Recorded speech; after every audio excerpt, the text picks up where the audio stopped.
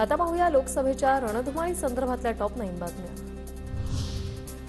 डोंबिवलीत श्रीकांत शिंदे आणि मंत्री रवींद्र चव्हाणांच्या उपस्थितीत पदाधिकाऱ्यांची बैठक। भाजपचा विजय असो असे म्हणून वातावरण खराब करू नका, महायुतीचा विजय असो असं म्हणा, रवींद्र चव्हाणांच्या बैठकीत सूचना। शरद पवारांना लोकसभा विधानसभा निवडणुकीत तुतारी चिन्ह वापरता येणार, राष्ट्रवादी काँग्रेस पक्ष शरदचंद्र पवार हे नाव वापरण्याचीही मुभा, सुप्रीम कोर्टाचे निर्देश। प्रकाश आंबेडकरांची काँग्रेसला 7 जागांवर उघड पाठिंबा देण्याची तयारी, आंबेडकरांचं खरगेंना पत्र, तर ठाकरे गट आणि शरद पवार गटावरील विश्वास उडाला, आंबेडकरांची टीका। माढा मतदारसंघाबाबत असलेले गैरसमज दूर करण्याचा अजित पवार आणि फडणवीसांचा प्रयत्न, मात्र कार्यकर्त्यांसोबत चर्चा करूनच पुढील निर्णय घेणार, रामराजे निंबाळकरांची बैठकीनंतर माहिती।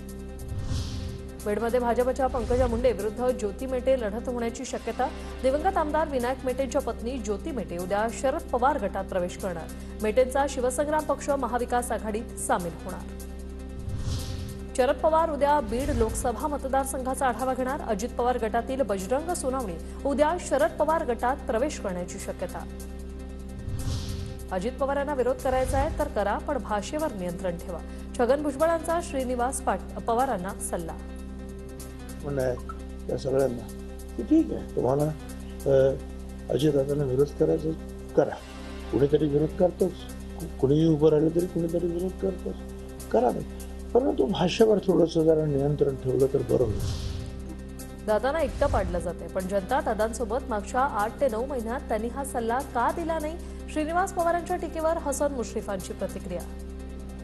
जाऊन बसलो होतो त्यावेळी श्रीनिवास पवार आमच्यावर होते, वास्तविक हा सल्ला त्यावेळी का त्यांनी दिला नाही, म्हणजे मला आता असे वाटते की आता आम्ही ही भूमिका, राजकीय भूमिका घेऊन जवळजवळ आता 9-10 महिने झाले आणि या 10 महिन्यामध्ये आता त्यानंतर का भूमिका घेतली आता या दोघा भावांना माहिती आहे, याच्यामध्ये आम्ही टीका टिप्पणी करणं बरोबर नाही, पण हे दुर्दैवी आहे। सांगलीची जागा आमचीच, नाना पटोलेंनी संयमानं भूमिका घ्यावी, पण कुणाला सांगलीत भाजपला अप्रत्यक्षपणे मदत करून काही साध्य करायचं असल्यास तो त्यांचा प्रश्न, संजय राऊतांची टीका।